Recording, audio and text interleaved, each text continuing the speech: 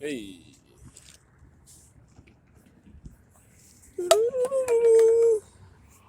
Dang, my shit keep falling.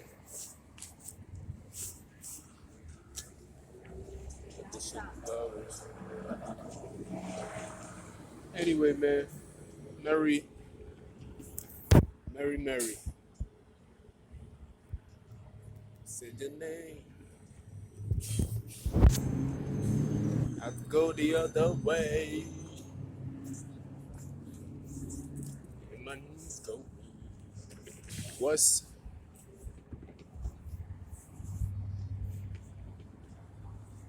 See, man? People just won't have excuses. That's what the problem is. What's the reason why? Because when they see me, man, they see that the excuses that they put up, it's not working. So when I'm seen by people who's in the same position as me, basically somebody who's just trying to do right and come up and everything else like that. The thing is that when you start to complain and you start to make excuses, it becomes a habit. You feel me? And that habit becomes a drug and it becomes very addictive. So even when things are going good for you, you don't know nothing but your habits and your drug, and that's the things that just come off your mouth. But what's the reason why? Yeah. So people in my position, instead of them rooting for me and be like, yes, you on track. You know what I mean? Like, I believe, like, you feel me? I've done it, so you can do it. I need you to keep going. They try to do everything in their power to make sure that they stop me from doing it so they can keep up with their excuses. Because the excuses become part of who they are now. Trust me, when I speak about these things, I have experienced it or have seen it or observed it. You feel me? So I know what I'm talking about when I speak about it. So instead of instead of watching that person and learning from that person, it's not that they don't want to hate.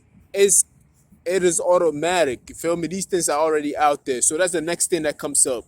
Hate. So they have to stop you so they can hold on to their excuses. Because the excuses become a luggage on them. An unseen luggage. It's invincible luggage, right? So now they're attached to it. They cannot let it go. It's like a luggage. It's like you have a bunch of excuses on you. It's a lot of luggages, but you cannot see it. But it's on you, right? And you trying to enter into a new realm, into a door. Let's see this realm as a new opportunity. Let me turn this music off so I can talk to you. Hold on, all right, this shit going up. So let's see this place that you're about to enter into a new phase of your life, a new opportunity, probably a new job. But you holding on to these luggages.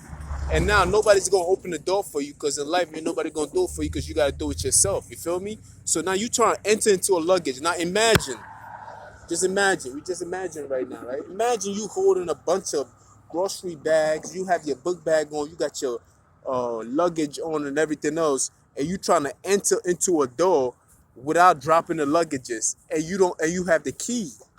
Your key is the opportunity. You feel me? The opportunity. You have the opportunity to enter into the door. The door, you have the key. Let's just say you don't even have a key. The door is already open. You can enter into it. Right? Hold on. Yeah. So the door is already open for you. It's an opportunity for you. But now you have all these luggages on you. You cannot enter into the house without dropping these luggages. Put the luggages down before you enter into the house. It'll make it much easier for you. You feel me? And you can come back and see, and go through your little groceries and see what's going on, da da da. If you want to come back to it, you feel me? Because once you enter into this new room or this new opportunity, you realize that I don't need this fucking luggage or these bags or anything else like that. This was what was holding me down. But these people get so attached to it that when they see a person like me and they see me doing this, they might call me a slave. Oh, he's a slave for the money. Or he like this niggas be selling their soul. Like all these things that comes up and everything else like that. Me and you we in the same position. Just that I just decided not to bring my excuses in with me. I left my luggage outside because I could not open that door if I had those luggages in my hand and I had all those luggages on my back. Feel me? Sometimes the weight of the world can be on you so much that you will find that as you find that as a good excuse for you not to do something. You feel me? Oh, I have kids. Oh, my baby father and shit. Oh, my neighbor's trying to stop me. Oh, my baby mom's is trying to put me on child support. That's why I couldn't do this. Oh, my husband is this. I gotta take care of this person. I gotta do this. So these are just form of excuses. Or I can't kick this drug habit off and everything else. I see people who was on drugs, heavy drugs, but still go out there and work. This is what we call in New York City functioning addicts. You feel me? These are the motherfuckers who still took their luggage in. They didn't give a fuck. They kicked the door down. Even though, like, the wise thing for you to do is to, let go of the luggage and everything. But if you can just take the luggage in with you and just move, it's like what's that? I think Johnny Manziel. Is it Johnny Manziel? No, Baker Mayfield. He has a commercial, and he's staying at the stadium, right? And he was trying to enter into the gate, but he had all these luggages in his hand. But he has the key. Now he dropped the key, but he refused to let go of the luggages. So just pick up the key, open the door, and go. So what he was doing, he held onto his luggages, and he's yelling into the stadium, "Hey guys, come open the door for me! Hey guys!" And his voice was just echoing, and everybody was like, just looking around. Basically, that's what a complaint and excuse sounds like to people who are already in there. They want to help you. They will help you if they see you, but they can't hear you because your shit sound like an echo. It's just a stadium. Your voice is just carrying on, and people can't really make out the words of it. So that's the same thing with me. I'm trying to attach it right back. Stay with me. Stay with me. Stay with me. Stay with me. So basically, this is how I see it. So these people have all these luggages and everything. There's all these excuses. It's an unseen luggage. It's an invincible luggage that they cannot see. And sometimes you gotta go to therapy just to reveal these luggages to you. You gotta speak to your mothers and your parents. Or the best thing for you to do is to stay in isolation. Isolation basically reveals everything to you about yourself that you can accept, and the things that you don't want to accept, you work on them. But like Johnny Manziel at that gate, they're just yelling into the door like, somebody open the door for me. They still want to they still want to get to the next level with their luggages and their baggage and everything else, that bag lady type of shit. But this more is like a bag man and a bag lady and a bag young man and a bag teenager and a bag tranny and a bag whatever, whoever, whatever experience you're going through. But we are all in the same boat. I see them. We are all in the same boat. Some people are doing just a little better than me, maybe 100,000 more better than me. But ironically, we still all in the same boat. We still striving for the greatest part of ourselves. So these people refuse to let go of the luggage, like Baker at that stadium at his gate. The commercial, you guys see the commercial. It's funny how I can remember the commercial, but I can't remember the. I was talking about advertisement this morning, so I try to connect it all together too at the same time. So it's funny how he's just standing there yelling into the stadium while his voice is just echoing on. And to him, in his mind, at that point, is the same thing to the other person who refused to let go of their luggages. Nobody wants to help me out. No, nobody can help you out because you refuse to let go of your luggages. And the answer is right there. The key is on the floor that you dropped, that you refuse to pick it up. You feel me? So when I see some people who attack me and everything else like that, and I'm like, damn, I don't really. It's not like I see them when they do it. You feel me? It's more like I can tell who is who, and it's like, damn, like me and you, like if anything, we should even come together and work together. You feel me? You could be the nigga that is at the gate where I can call, where you can allow me to get into it, type of shit like that. Cause you feel me? It's like we need to be helping each other out instead of trying to pull each other up like crabs in a bucket and trying to get over one another. You feel me? The Bible said two is better than one. Yeah, one can get far, but if you have two with you, if you have two incomes coming into the same house, guess what? That's more money that's gonna be serving y'all both together. So two is always better than one. But people, it's like the people that go against me sometimes is ridiculous. I be like, damn, yo, it's like it's unnecessary. I just call it unnecessary hate. Feel me? Most of this hate is just unnecessary.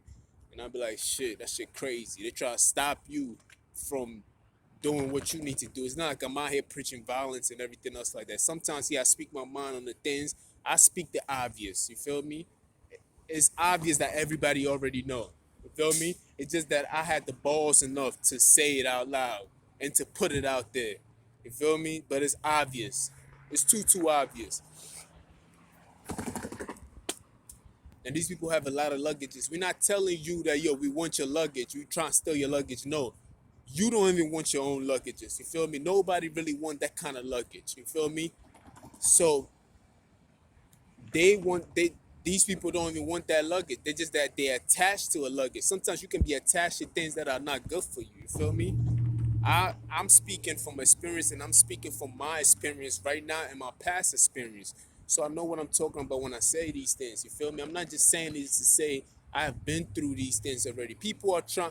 Most of these people just met me right now, so they do not know how I deal with certain things and everything else like that. So they dealing with me by the makeup of what they see me right now. I can be I was gonna say a bad bitch, but don't say that.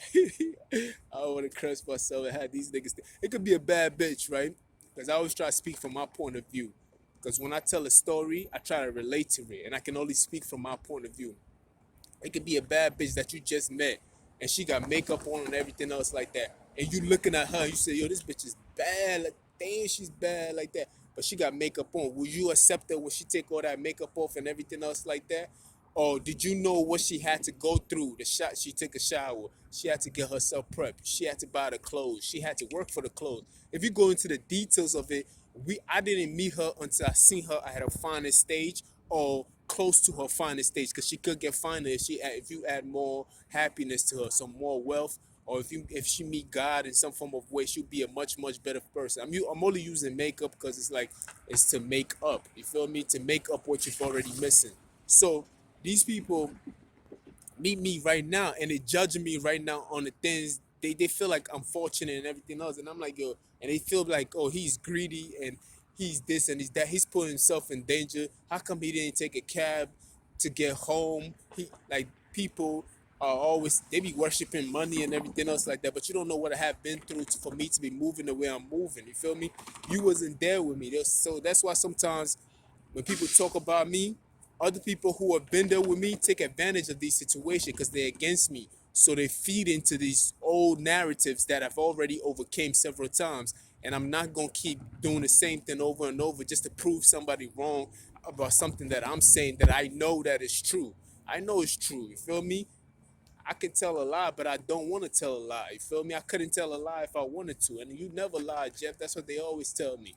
Yo, you never lie, because I never had the brain cells to connect lies together and shit like that. It's too much work, my nigga. It is too much work. And they tell me, yo, stop lying to the people. And I'm like, yo, it's actually the opposite, the other way around. They lying to you. So that's why sometimes I just post old videos and be like, yo, this is me right here. And this is what I was talking about. Ain't shit really changed, because they still going on the same lie. And that's why I go so hard sometimes.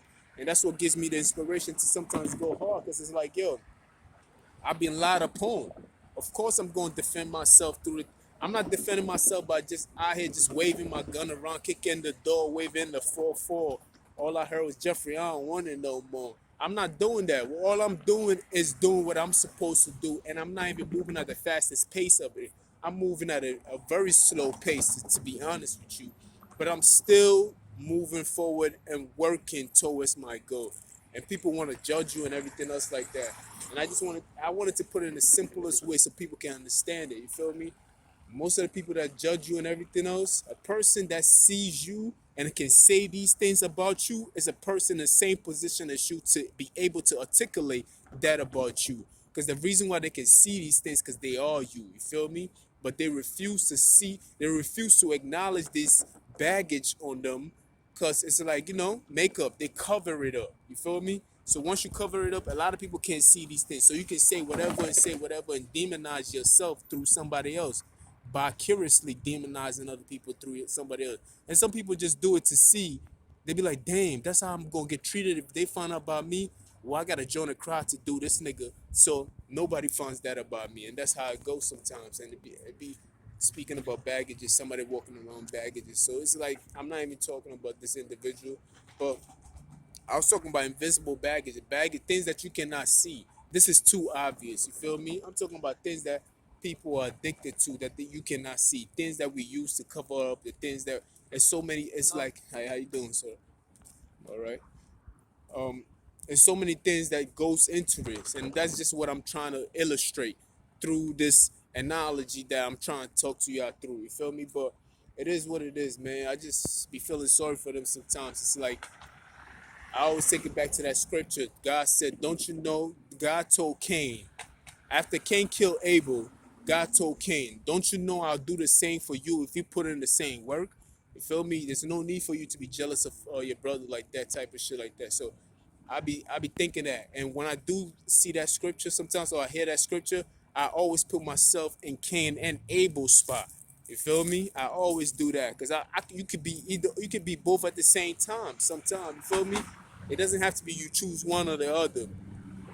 I could be saying I could be sometimes I be able people be hating on me and I'll be like, damn, God just God just told you, don't you know you can do the same? And sometimes I can be Cain and I'm hating on somebody that on something that I want, then I'll be like, then the scripture come to me and I'll be like, damn, don't you know you can do the same if you put in the same work? And I'll be like, damn, I gotta go to work. I gotta put in harder. I gotta work harder. You feel me? So when I read scriptures, I just don't read it from one point of view. I read it from the bad and the good side, and it feeds me sometimes too.